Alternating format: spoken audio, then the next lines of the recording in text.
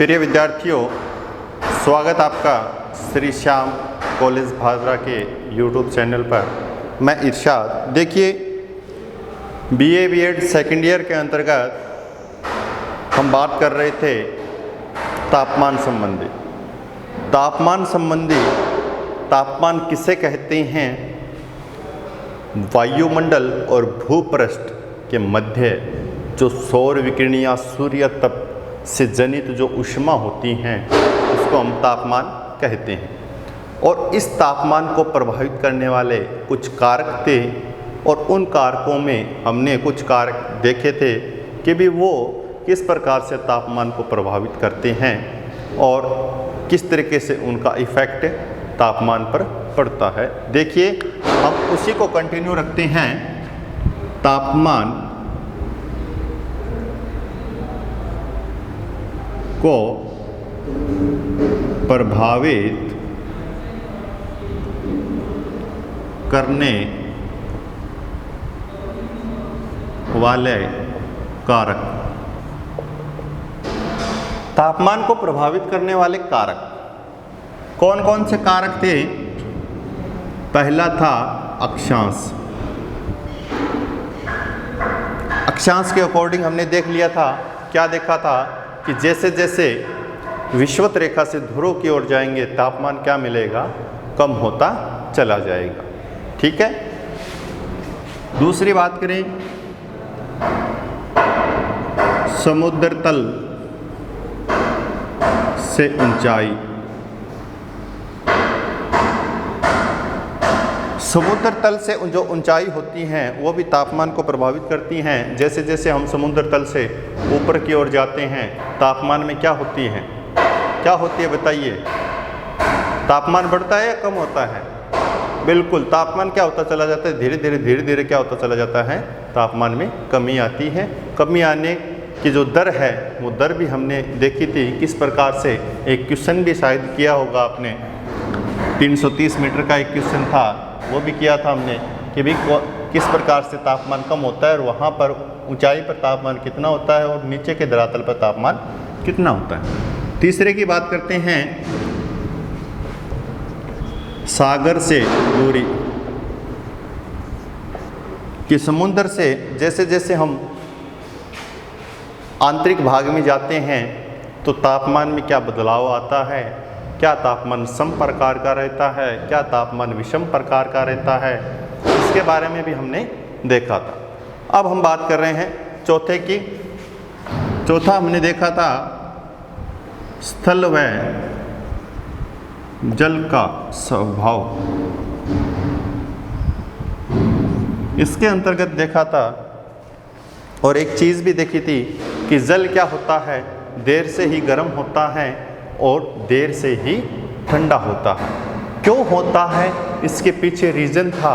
वो रीज़न भी हमने देखा था कि ये देर से गर्म होने और देर से ठंडे होने की प्रक्रिया जल में ही क्यों होती है? स्थल भाग शीघ्र ही गर्म हो जाता है, शीघ्र ही ठंडा हो जाता है, उसमें ऐसा क्यों होता है? इस प्रकार की कुछ कंसेप्ट हमने देखी थी लास्ट कक्षा में। अब हम बात करने जा रहे हैं 5वें की।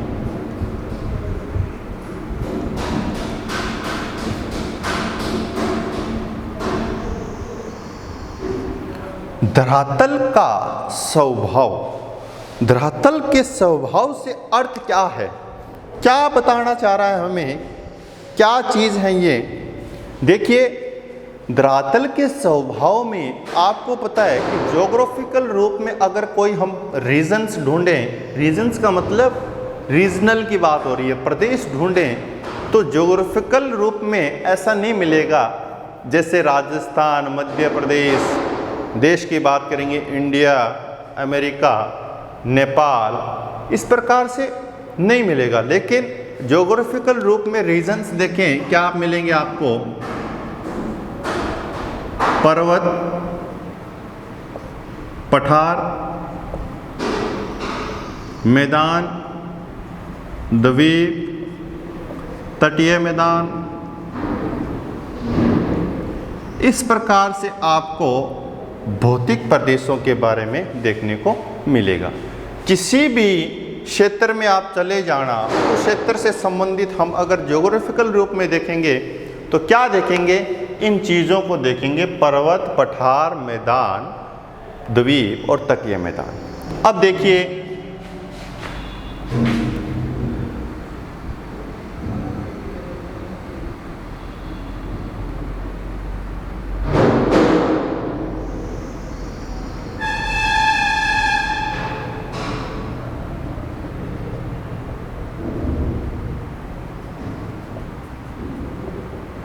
ये बात करें पर्वत, ये बात करें मैदान, ये बात करें पठार, ये बात करें तटीय मैदान और ये बात करें द्वीप। अब देखिए इस प्रकार की कोई संरचना आपको दिखाई दे रही है, तो यहाँ पर सूर्य तप की मात्रा पहुंचेगी और उससे उष्मा क्रिएट होगी, तो पर्वतीय क्षेत्र में क्या होगी? अलग उष्मा क्रिएट होगी। मैदानी क्षेत्र में क्या होगी? अलग प्रकार की उष्मा क्रिएट होगी। पठारी क्षेत्र में अलग प्रकार की। अब देखिए अलग प्रकार का मतलब क्या है? पर्वतीय क्षेत्र है, इस क्षेत्र की बात करूँगा इससे, तो क्या होगा? एक कारक सामने आ जाएगा, समुद्र तल से ऊंचाई। तो अंतर आएगा या नहीं आएगा? धरातल का जो स्वभाव है, कहीं पर्वत है, कहीं पठार है, कहीं मैदान है, तो इक्वल रहता है सभी जगह? नहीं रहता। यहाँ अलग तापमान मिलेगा, पर्वतीय क्षेत्रों में तापमान अलग मिलेगा। पठारी क्षेत्र की बात करेंगे, मध्यम प्रकार का, मैदान और पर्वत के मध्य का जो तापमान मिलेगा आपको, वो पठारी क्षेत्र में देखने को मिलेगा। यहाँ पर टेम्परेचर क्या है? तटीय क्षेत्रों में ज़्यादा फ्लक्चुएट नहीं करता है, ऊपर नीचे के क्रम में ज़्यादा नहीं मिलता है। कहने का अर्थ जो डिफरेंस है, जो अंतर है तापमान का, कम, न्यूनतम और अधिकतम का, वो क्या मिलेगा? कम मिलेगा। तो क्यों मिलेगा? किस प्रकार से? हमने 3 नंबर पॉइंट में बात की थी, समुद्र से दूरी, समकारी प्रभाव के कारण। द्वीपों की बात करेंगे, द्वीपों पर क्या होगा? जलीय जो भाग है, वो जलीय भाग क्या करेगा? इफेक्ट करेगा। वहाँ का जो वातावरण, अगर द्वीप बिल्कुल छोटा है तो वहाँ पर पूरा सम प्रकार का तापमान रहेगा। अगर द्वीप बहुत ज़्यादा बड़ा है तो उसके आंतरिक क्षेत्र में तापमान अधिक देखने को मिलेगा, बाहरी क्षेत्र में तापमान क्या मिलेगा? कम देखने को मिलेगा। तो ये धरातल का जो स्वभाव है उसको हम डिफाइन करेंगे पर्वत, पठार, मैदान, तटीय मैदान और द्वीप के माध्यम से हम उसको डिफाइन करेंगे। अब हम नेक्स्ट की बात करते हैं, ढाल का स्वभाव। अब देखिए धरातल का स्वभाव और ढाल के स्वभाव में अंतर क्या है? ढाल तो यहाँ भी दिखाई दे रहा है इस प्रकार से। देखिए अंतर क्या है? बड़ा माइनर सा अंतर है। क्या होता है?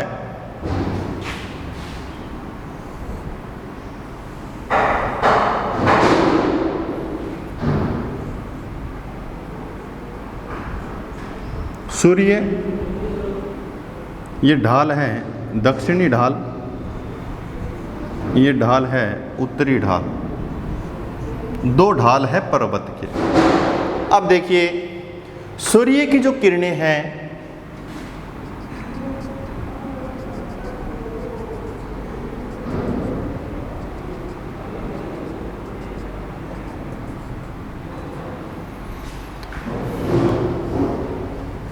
अब ढाल पर आपको कुछ चीज अलग सी प्रतीत हो रही हैं। अब आप कंक्लूजन निकाल सकते हैं कि उत्तरी भाग में तापमान क्या रहेगा? कम रहेगा, और दक्षिणी भाग में जो ढाल अधिक है यहाँ पर तापमान क्या रहेगा? अधिक। अब ये अंतर कैसे स्पष्ट हुआ? देखिए यहाँ पर सूर्य का प्रकाश अधिकतम आ रहा है दक्षिणी ढाल पर, तो तापमान क्या रहेगा? अधिकतम रहेगा। कहने का अर्थ है कि सूर्य के सामने वाले ढाल में तापमान हमेशा क्या रहता है, अधिक, और उसके विपरीत ढाल में तापमान कैसा रहता है, कम रहता है। इसी को इंगित करता है ये ढाल का स्वभाव।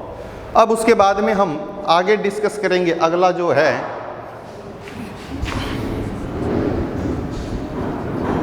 प्रचलित पवन। प्रचलित पवन से क्या तात्पर्य है, क्या होती है प्रचलित पवन?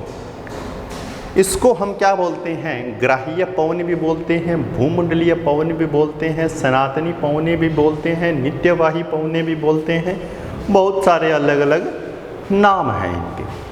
होती क्या है, ये जो पवने होती हैं ये लगातार वर्ष भर निरंतर चलती रहती हैं। क्या होती हैं, निरंतर चलती रहती हैं।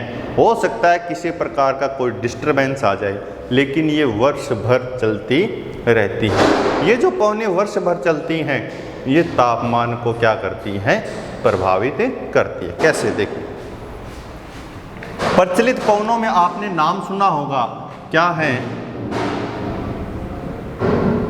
व्यापारिक पवन,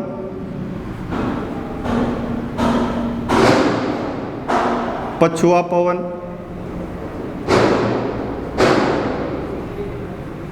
ध्रुवीय पवन। ये तीन पवने हैं। इन तीनों पवनों को क्या कहते हैं, हमें प्रचलित पवन। और इनका हम विस्तृत रूप में अध्ययन करेंगे, क्योंकि ये जो है ये आपके सिलेबस के अंतर्गत पर्टिकुलर रूप में लिखी हुई है। प्लेटनरी और पेरियोडिक और लोकल विंड्स, जो प्लेटनरी हैं उनके अंतर्गत व्यापारिक, पछुआ और ध्रुवीय पवनों को सम्मिलित करते हैं। अब ये व्यापारिक पवनें क्या होती हैं, विषयों की दृष्टि से देखें, इस प्रकार से चलती हैं ये पवनें। इन क्षेत्रों से ऐसे पूरी पृथ्वी पर ऐसा ही क्रम नीचे है, लेकिन नीचे ऐसा रहेगा, ये जस्ट इसके उल्टा हो जाएगा, फिर ऐसे हो जाएगा, फिर ऐसे हो जाएगा, इस प्रकार से मिलती है। अब देखिए ये जो पवनें हैं ये एक स्थान से दूसरे स्थान पर जा रही हैं। एक स्थान से दूसरे स्थान पर जा रही हैं, तो क्या होगा, अगर कोई ये ठंडा क्षेत्र है और यहाँ गर्म क्षेत्र हैं, यहाँ से हवा चलेगी, पवन चलेगी गर्म क्षेत्र की ओर, तो वहाँ के तापमान को, इस गर्म क्षेत्र वाले तापमान को क्या कर देगी, सामान्य ताप में परिवर्तित कर देगी। और अगर गर्म ये जगह है तो यहाँ से संवहनीय रूप में धाराएं ऊपर उठेगी और ऊपर उठकर क्या करेगी, बादलों का निर्माण करेगी और वर्षा करेगी। तो ये जो है प्रचलित पवने, ये पवने क्या करती हैं, तापमान को प्रभावित करती हैं। और इसके बाद के अंतर्गत हम बात करेंगे, अगला जो टॉपिक आता है अपना, अगला टॉपिक है सागरीय धाराएं।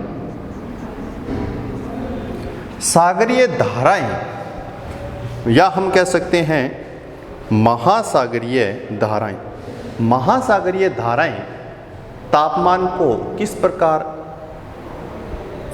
फ्लक्चुएट करती हैं या प्रभावित करती हैं, इसके बारे में देखेंगे कि जैसे जैसे ये कोई क्षेत्र है और इस क्षेत्र में ये स्थलीय भाग है,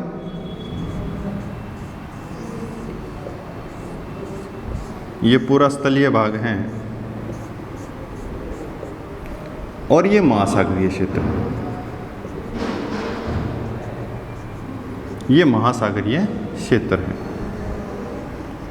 अब इस महासागरीय क्षेत्र में जल क्या होगा, इस प्रकार से ये एक धारा आई और ये धारा है गर्म, ठीक है। एक ये धारा आई, ये धारा है ठंडी।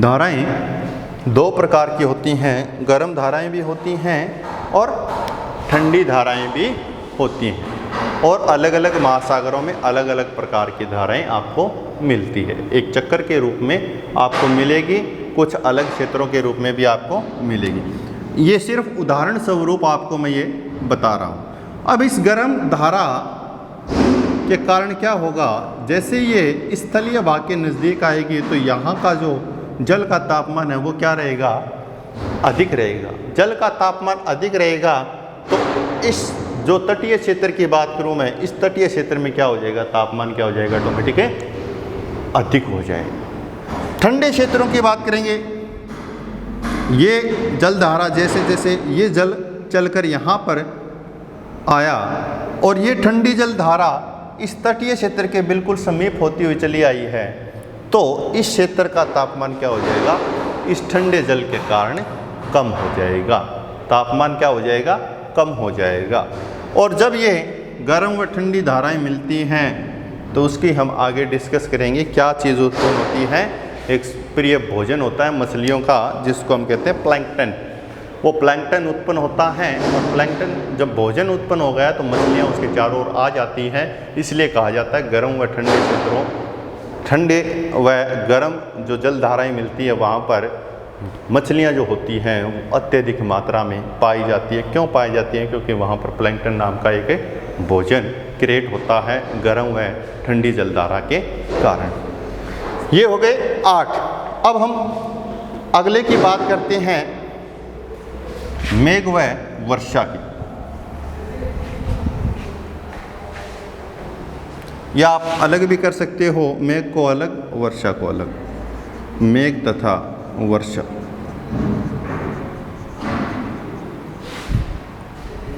मेघ तथा वर्षा किस प्रकार से तापमान को प्रभावित करती है। अब देखिए, मेघ की बात करें, मेघ का मतलब बादल, क्लाउड, उसकी बात करें तो आपको मैंने बताया था एक चीज़, शायद आपको याद है या नहीं है, 23.5 डिग्री नॉर्थ। अब 0 डिग्री विषुवत रेखा की बात करते हैं।